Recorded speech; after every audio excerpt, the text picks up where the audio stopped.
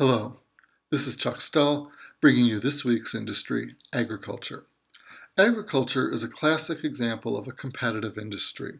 There are over 2 million farms in the United States with an average size of 440 acres. That's probably smaller than the minimum efficient scale, which could be 1,000 or more acres. Half of U.S. farms sell less than $10,000 in farm products per year, and 80% sell less than $100,000 in products. Small farms tend to earn more income from outside work than they do from farming. Now, there has been a trend towards larger farmers over the long run. So in the longer run, we've seen fewer farmers operating bigger farms. Some of these are large family farms, some of them are family-owned corporate farms, and some are just complete corporate farms. But if we look at these large farms, they are still very small relative to the overall market.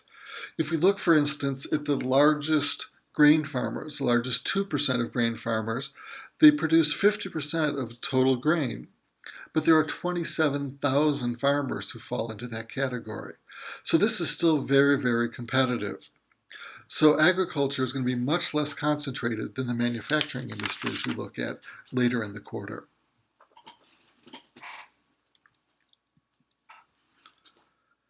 Competition. Competition means that firms are price takers. They have no control over price. The price is set in the market depending on conditions of supply and demand. So many actual farmers will spend a lot of time and energy trying to keep track of what the current market price is because they have no control over it.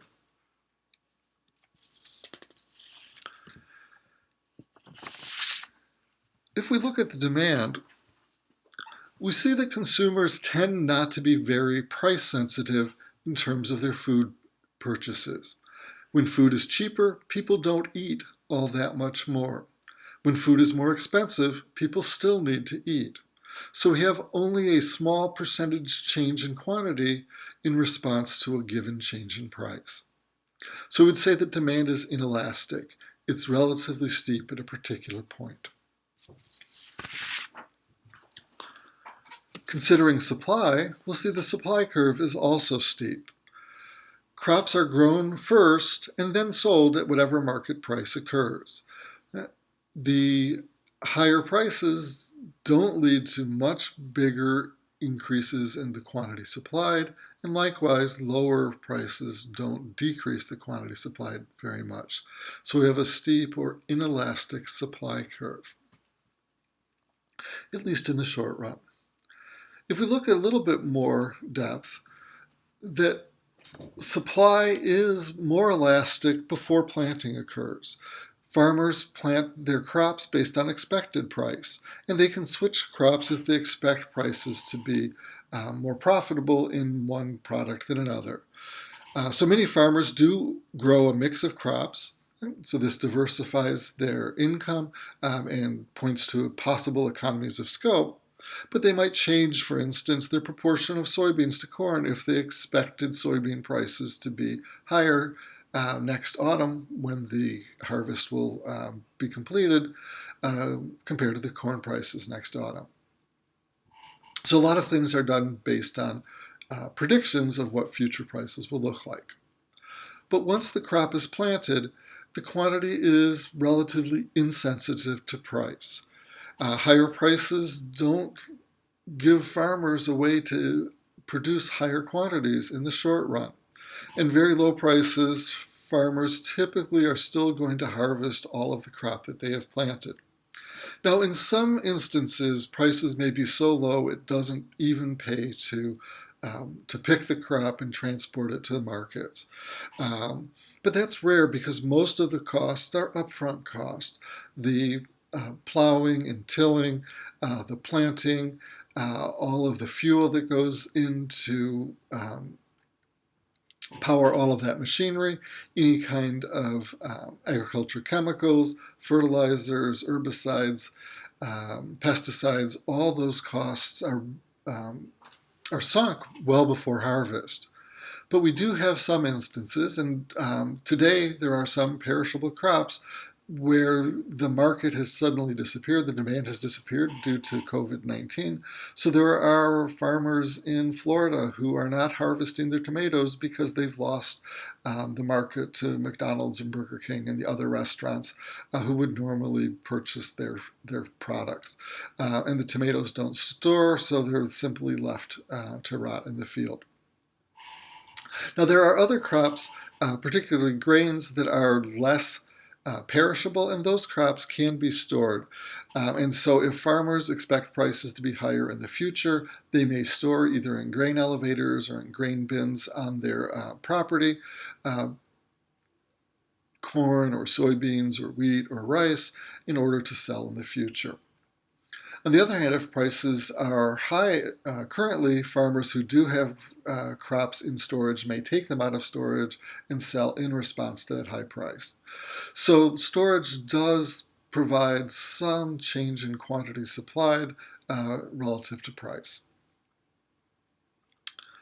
The other important factor that's different for farming than it is for most manufacturing industry is that the planned quantity supplied may not equal the actual supply. There are many shocks, and perhaps the most obvious of these are weather, that can have a real impact on what farmers produce. So if we have drought or hail or floods, all of those can reduce the supply substantially below what the farmers thought they were doing based on their expected price at the beginning of the season. If we put our inelastic supply curve and our inelastic demand curve together, we can see how the market determines the price and quantity of whichever crop we're looking at. We will look to the intersection of the supply curve and the demand curve to find the point where the quantity supplied and the quantity demanded are equal. That will give us our equilibrium quantity and our equilibrium price. Now, these relatively steep curves mean that if there's a small change in demand or a small change in supply, price can change dramatically. So a small shock can have a really big price impact. Let me illustrate how changes in demand and changes in supply can lead to price volatility. So here I've shown a relatively small increase in demand, perhaps some higher export demand, and a small decrease in supply, perhaps some bad weather in one part of the United States. As you can see, these are really small pieces, maybe a 5 or 10% change. And yet if we look at the impact on price, the equilibrium price has gone from the intersection of S1 and D1, or to give us our first price, P1, all the way up to the intersection of the new supply curve, a new demand curve, S2 and D2, giving us our new price. And you can see prices have nearly doubled in response to relatively small changes in supply and demand. And price volatility does tend to be a real factor in agricultural markets. Agricultural prices are much less stable than manufactured prices, manufactured goods prices, and that increases the uncertainty for consumers in terms of their food budget and increases risks for producers in terms of their income. We will see later this week that there are some policies that have been designed to stabilize prices, although in some cases those have been really disguised policies to increase price. Let me look at a few factors that have been important in affecting prices in recent years. One that we see almost every year is weather, and we have small weather impacts almost every single season. But there's been some that have had global impacts. For instance, in 2010, there were floods in Australia, a major grain exporter, which led to worldwide increases in food prices. In 2005, the opposite problem, drought, a shortage of water in Australia, also led to an increase in global food prices. We've had some really significant increases in demand in recent decades. In the United States, ethanol has been a large, relatively new factor. Ethanol is a biofuel. In the United States, we convert corn into ethanol. Other countries use other products. But the United States has given big subsidies to ethanol producers so that we can convert food to fuel for our cars. And that has had an impact on the price of corn, both in the United States, because the U.S. is such a large exporter of corn, to worldwide increases in the price of corn. Separately, we've seen income growth in many low-income countries. Now, the ones that are most important because of their size are China and India. And as income has grown in those countries, consumers have been able to afford to eat more meat than they had in the past. And that has led to an increase in grain imports to those countries to use to feed their chickens and other livestock. And again, the impact of that higher income in these large low-income countries has been to increase the price of grains. Oil is another factor that has dramatic changes in the price, or can dramatically change the price of agricultural goods. Agriculture is very energy intensive. All the planting, harvesting, and transporting, right, mean that there's a lot of fuel that gets used to produce crops. And when oil prices went up, food prices went up because the cost to the farmer were much higher.